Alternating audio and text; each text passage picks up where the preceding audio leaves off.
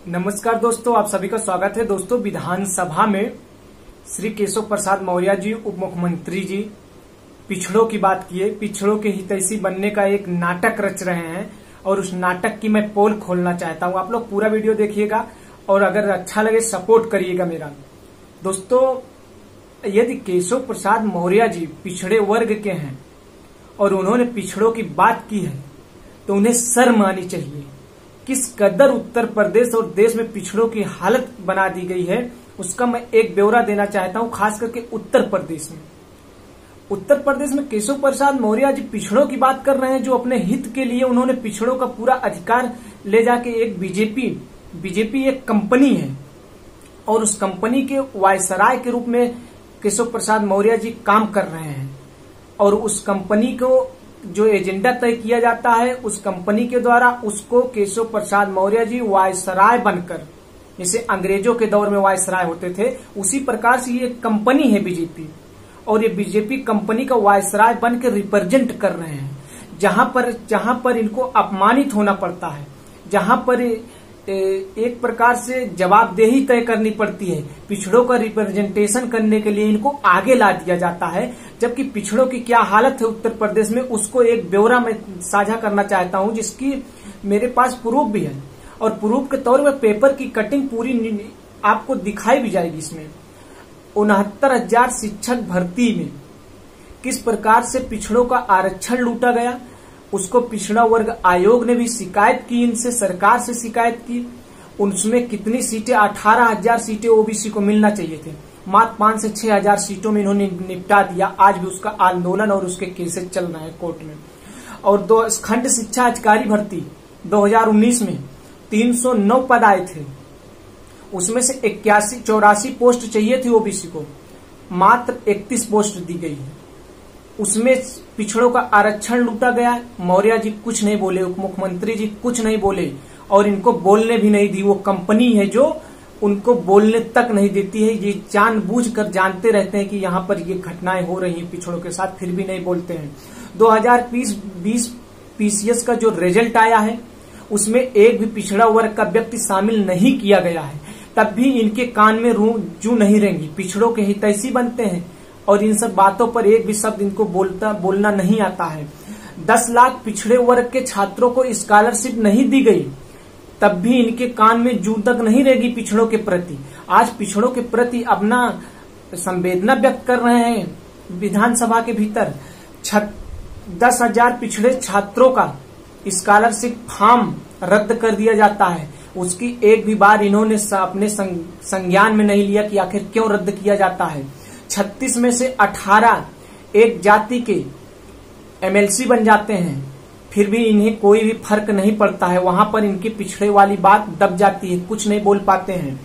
विश्वविद्यालयों में कुलपति से लेकर प्रोफेसर तक किस जाति के बनाए जा रहे हैं, वहां पर इनकी संवेदना पिछड़ों के प्रति नहीं होती है। विश्वविद्यालय में प्रोफेसरों की भर्ती में पिछड़ों का आरक्षण खत्म कर दिया गया है, वहां पर इनकी पिछड़ों के प्रति संवेदना नहीं जताई जाती है। यहां तक कि ओवरलैपिंग बंद कर दी गई है विश्वविद्यालयों में एडमिशन के समय या फिर अन्य वैकेंसीज में। आप उठा के देखिए ना, यूपीपीसीएल की भर्ती 21 पोस्ट आई है, जिसमें से 27% आरक्षण के तहत ओबीसी को सीट कितनी मिलनी चाहिए उसका निर्धारण नहीं किया गया है, लेकिन 10% आरक्षण ईडब्ल्यूएस वाले को 2 सीट दे दिया गया है, जबकि 27% आरक्षण वाले को एक भी सीट नहीं दिया गया है, 0 सीट दिया गया। आप सरकारी रिजल्ट पर जाके चेक कर सकते हैं। प्रोफेसर की भर्ती के लिए ओबीसी आरक्षण खत्म कर दिया गया है। प्रदेश में कौन सी वर्ग के लोग किस पद पर बैठे हैं, आप अपनी निगाहें दौड़ाइए मुख्यमंत्री जी। अगर आप पिछड़ों के हितैषी हैं तो आप मेडिकल विभाग में, आप राजस्व विभाग में, आप चारों तरफ बड़े बड़े पदों पर अपनी नजर दौड़ाइए और कहां पर पिछड़ों का अधिकार मारा जा रहा है उसकी आप अपने संज्ञान में लीजिए। और ये नहीं है कि आपको जानकारी नहीं है, आपको जानकारी सब कुछ है, लेकिन आपको जो बीजेपी एक कंपनी का स्वरूप धारण कर चुकी है, उस कंपनी का आपको वायसराय बनाया गया। अन्यथा चुनाव आप हार गए थे मुख्यमंत्री जी, आप उप मुख्यमंत्री जी आप चुनाव हार गए थे, आपको उप मुख्यमंत्री बनाने की क्या जरूरत थी। लेकिन बीजेपी को इस बात को पता है कि बीजेपी एक कंपनी है, तो उस कंपनी का वायसराय उस व्यक्ति को बनाया जाए जिस व्यक्ति की बात को ज्यादा लोगों तक संवेदनाओं से जोड़कर भावनात्मक रूप से प्रेजेंट किया जाए।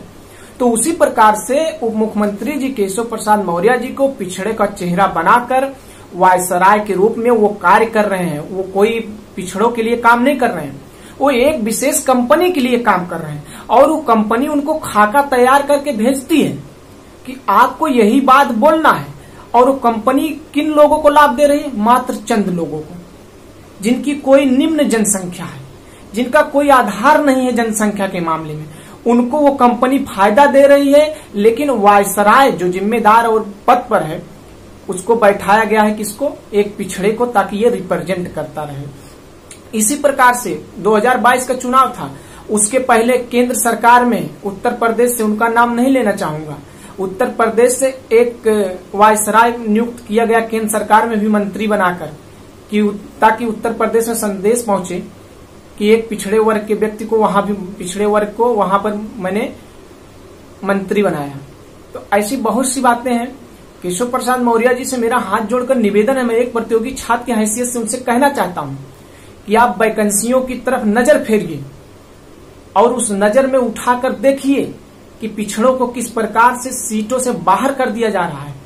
पीसीएस की भर्ती में लेटरल एंट्री अर्थात चोर दरवाजे से पीछे से भर्ती करने की बात चल रही है उत्तर प्रदेश में।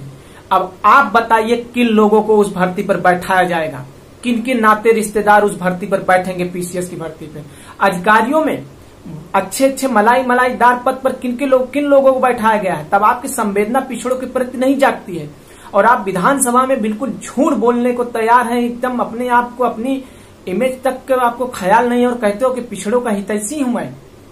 शर्म करिए मुख्यमंत्री जी। और मैं पिछड़े वर्ग के साथियों से बोलना चाहता हूं, दलित पिछड़े वर्ग इकट्ठा हो जाइए, अन्यथा इन ऐसे नेताओं के चक्कर में आप वर्तमान पीढ़ियों को तो बर्बाद कर दिए, आने वाली पीढ़ियां भी आपकी बर्बाद हो जाएंगी। अन्यथा इन झूठे नेताओं को बहिष्कार करिए। बहिष्कार ने तो जनता उप मुख्यमंत्री जी को कर दिया चुनाव हराकर, लेकिन उप मुख्यमंत्री जी को उनको बैठाना है। वो कंपनी है बीजेपी और उस कंपनी का एक अपना रिप्रेजेंटेटर चाहिए, तो वो रिप्रेजेंट कर रहे हैं। तो आप सभी को दोस्तों निवेदन करूंगा, वीडियो को आगे बढ़ाइए और लोगों को जोड़िए। इनकी पोल खोलने के लिए मैं तैयार हूं, अगर आप लोग साथ दीजिए। आप सबका बहुत बहुत धन्यवाद।